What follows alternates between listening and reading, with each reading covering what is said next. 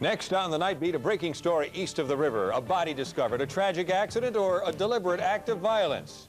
Think heroes are just in the movies? Well, think again. And David Letterman, a Whalers fan? We spoke with him tonight. Live from WFSB, this is Eyewitness News Night Beat. Good evening. A breaking story, a possible case of murder unfolding right now. Yes, a body's been found in the woods in Marlboro. Channel 3's Dennis House is on the scene right now with our Night Beat big story tonight. Dennis, what can you tell us? That's all right. Al, state police say they may have solved a missing persons case, but now they may have a murder case on their hands. I'm at the very edge of the Salmon River State Forest tonight, where the gruesome discovery was made late this afternoon. Now, investigators say a man was apparently surveying his property when he came across the badly decomposed body near the Dickinson Creek. The State Police Major Crimes Unit was called in and sealed off the area. They are still on the area right now, combing the whole region for clues. Now, state police do tell us they believe the body is that of a person who disappeared in the suburban Hartford area, perhaps in Rocky Hill in January. Of the victim until the family is notified, although at this point it appears to have been the body of a male. Foul play is suspected, but police are not saying how the victim met his or her demise. Al? Dennis, what about the age of the victim? Do they have any information on that?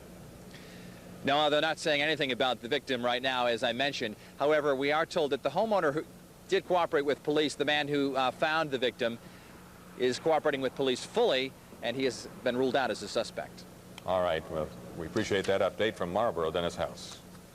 Two Brantford police officers were assaulted tonight after a confrontation with two brothers. It happened when police went to investigate what they describe as a suspicious activity going on at a commuter parking lot near exit 53 of I-95. Police say one of the suspects, who was using a cane, swung it at one of the officers and then punched the officer in the mouth.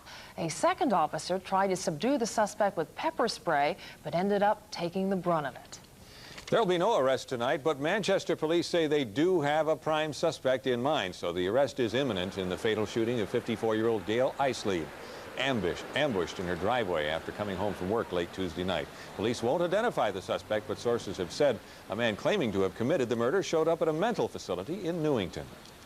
She said demons in her sofa made her do it, set fire to her apartment. But Martha Copeland of Bristol now faces up to 11 years in prison after being found guilty of arson. The judge who convicted her says Copeland had been drinking, but she wasn't so drunk that she didn't know what she was doing. It's a late night at the Capitol tonight as lawmakers debate the budget and how much money we all ultimately pay. Channel 3's Tracy Martinez is live at the Capitol right now. Tracy? Good evening, Denise. After several hours of Democratic caucusing, we are now waiting for the Senate to vote on the budget. A revised budget was passed 136-11 by the House earlier this evening. In only about 2 hours, next year's $10.14 billion state budget sailed through the House of Representatives. What you saw presented today was essentially the work product of a bipartisan working coalition, and everybody gets to take some credit for all the good in the budget. Higher education received a budget boost, the House restoring about $5 million more than the governor's plan. However, social services were cut once again. I think it's fair to say that the services will be diminished, and that's an indication of the times that we're living in, because we just don't have the revenues by which we can do better.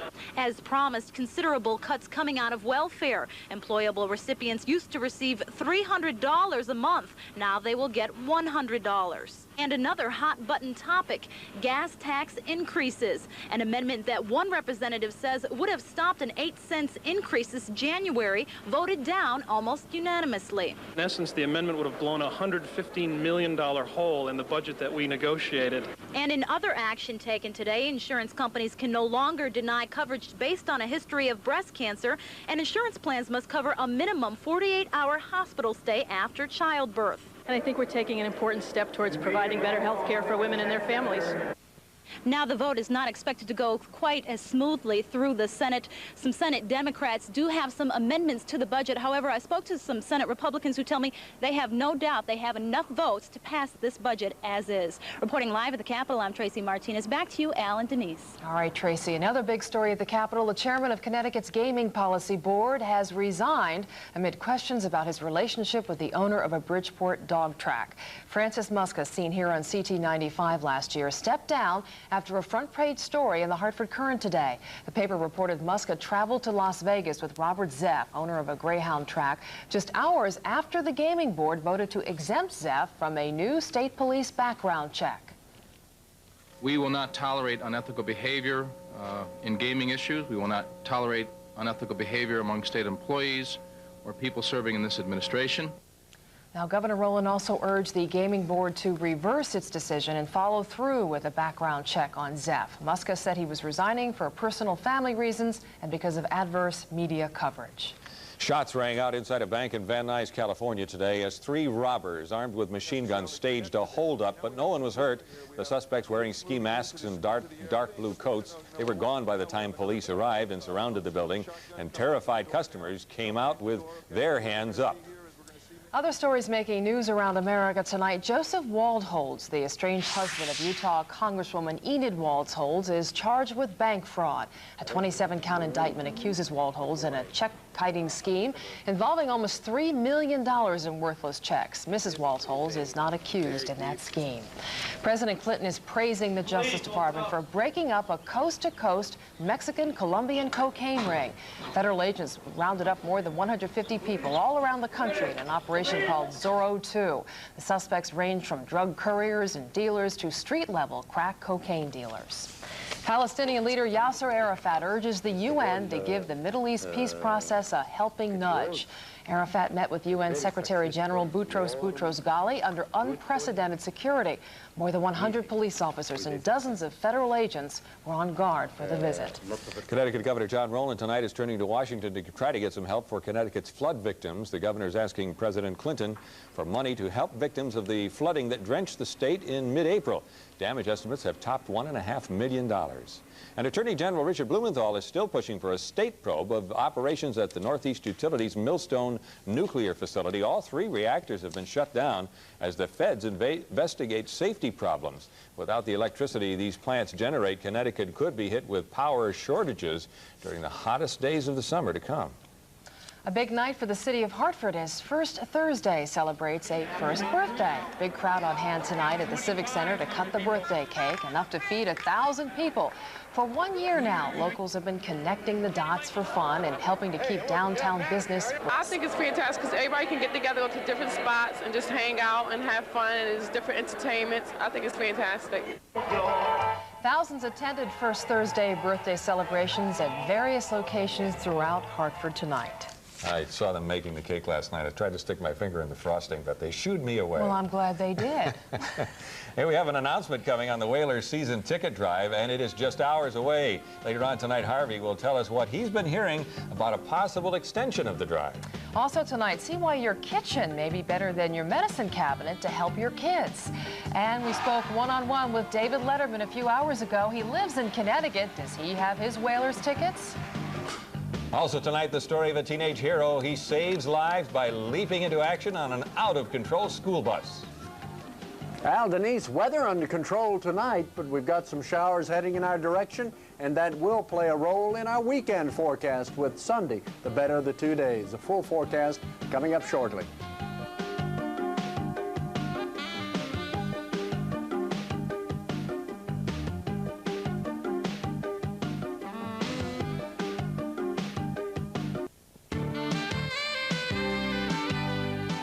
A group of Indiana school children on a runaway bus have a teenager to thank for their lives. The driver, you see, had suffered a seizure and lost control of the bus. And as this security camera video shows, the kids found themselves on a terrifying ride. But 17-year-old John Waldron took over and was able to bring the bus to a safe stop just before it would have plunged into a creek. And a truck burst into flames on I-84 in Hartford this morning, causing quite a traffic jam. The driver says he had just filled his tank with gas and was driving along the highway when another driver alerted him that the back of his truck was on fire, but no one was hurt. In tonight's To Your Health Report, more young people are dying of asthma, and blacks are especially at risk. The Centers for Disease Control and Prevention says asthma fatalities more than doubled between 1980 and 1993, the most recent year studied. And in certain age groups, blacks were 6 times more likely than whites to die of asthma. One specialist says the difference between the races may have something to do with poor access to health care among blacks. Well, it's a drug that poses a riddle: to medicate or not to medicate a child with attention deficit disorder, or ADD. The drug is called Ritalin, and some families and health experts say it's made all the difference in the lives of many children. But for some kids, successful treatment for ADD may come with dinner. Your cat's wild. Crystal Bailey is a bright, energetic 9.5-year-old thirsty for knowledge. African wildcats. Up until 3 months ago, even Crystal admits she was a terror. I was squirmy. I couldn't sit still, and in the classroom, I was loud, I was bad, and I didn't follow the teacher's instructions. Her teacher said she needed Ritalin. Crystal's mom said no. I feel like that is encouraging a child to, you feel bad, take drugs. Makes you feel better. I don't want to encourage that.